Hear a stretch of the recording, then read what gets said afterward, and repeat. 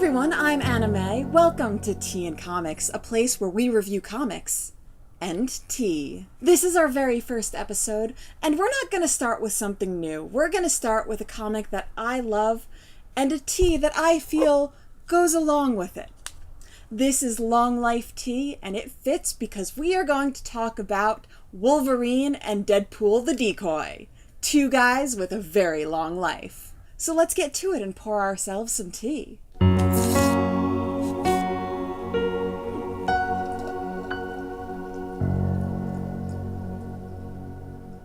Now, while I let the tea steep, let's talk a little bit about Wolverine and Deadpool the Decoy. So this is a 2011 comic written by Stuart Moore, and one of the reasons that I love it is because I do love those silly one-off team-ups. They don't necessarily have any sort of continuity to them, but they're always a lot of fun, and you can't help but love Deadpool.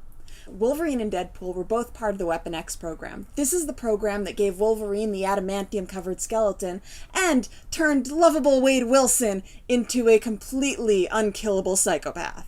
So this comic was written by Stuart Moore, who also wrote one of my other favorite team-ups, Spider-Man Back in Quack, which teams up Spider-Man with Howard the Duck. I will hopefully be getting to that another time. So let's get to the review, and of course, the tea. So this may be Long Life Tea, but I think I'm going to have something a little different next time I read something with Deadpool and Wolverine. First off, I think they require something a little more spicy. Second off, maybe something with a little maple, because they are Canadian after all. So this comic starts off with the Shi'ar Stalker coming into contact with Wolverine. Shi'ar Stalker, another name for that, evil robot from outer space. So this is the problem. This stalker is looking for something. It is a relic from a war gone by, and it needs to find its mission. And its mission is find Jean Grey. Problem is, Jean Grey's dead. So that's going to be a little tough, and you can't really reason with a semi-broken Shi'ar robot. Wolverine realizes that he needs a special kind of help. Not someone who's just going to fight alongside him, but someone who can take pain. Somebody who will stand there and be the decoy. Let the robot just shoot him with laser beams and be okay afterwards, and maybe even enjoy it a little bit. Now, who would be dumb enough to do that? Wolverine knows a guy. So Wolverine finds Deadpool, pulls him out of the shower, like literally pulls him out of the shower. Deadpool's all like, time to fight our never-ending battle. Wolverine goes, what? We don't have a never-ending battle. Deadpool as usual is like, really? We don't? So Wolverine needs to figure out how to convince Deadpool to do it. First he goes, how about money? Deadpool goes, meh. He goes, how about fame? Deadpool goes, meh. Deadpool says, will there be pain? Wolverine goes, well, a little bit. No, I get it now. There will be lots of pain. To which Deadpool says, I am so in. They get there to fight the big robot from outer space. There's a plan in place and everything.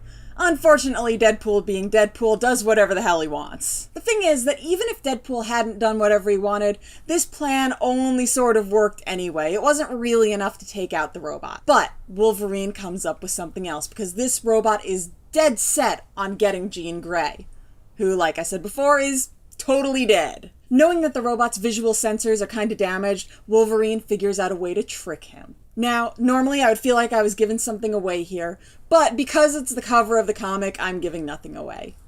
Wolverine comes out with a little costume for Deadpool to put on. That's right, folks, Jean Grey's Phoenix outfit. Boy, does he look pretty. So Wolverine dresses Deadpool up in Jean Grey's Phoenix outfit, which leaves Deadpool wondering, what, you just drive around with this thing in your trunk? So hilarity ensues, but I expect the rest of you guys to read the rest of the comic and figure out how it ends. So for those of you who don't read comics, why should you read this? Well, first off, it's just funny. It's just funny, and the fact is, you know Wolverine at this point. If you've never seen a movie with Wolverine in it, you are in the vast minority of people. In addition to that, I love Deadpool. I love Deadpool because he's crazy. I love him because he's silly. I love him because he breaks the fourth wall and he messes with all the other characters and he's awesome. And he loves pancakes and tacos and saying chimichangas. And really, how many characters do you know that have made Thanos jealous?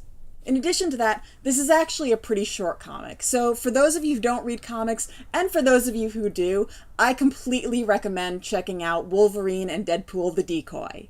Now let's get back to the tea review. So this is Long Life Original Blend.